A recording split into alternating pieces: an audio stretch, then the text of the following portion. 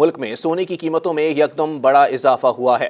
फी तोला सोने के निर्ख 3,200 रुपये के बड़े इजाफे से 3,21,000 रुपये की नई बुलंद तरीन सतह पर पहुँच गए नई बुलंदी पर पहुँच गए हैं। सरकारी खबरसां इदारे APP की रिपोर्ट के मुताबिक all Pakistan Sarafa James and jewellers association ने बताया कि 24 कैरात के हामिल फी तोला खालिस सोने के दाम 3,200 रुपये के बड़े इजाफे के बाद 3,21,000 रुपये की नई बुलंद तरीन सतह पर पहुँच गए।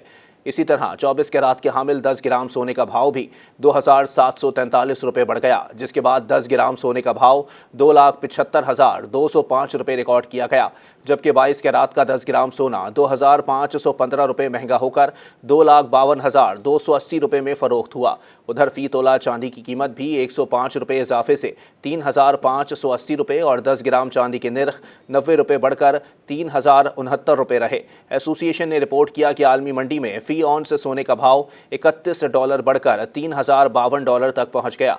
वाज़ेह रहे कि 25 मार्च को 24 कैरात के हामिल फी तोला खालिस सोने की कीमत 800 रुपये की कमी से 3,17,800 रुपये हो गई थी, जबकि 26 मार्च को सोने की कीमतों में इस्तेहकाम रहा था।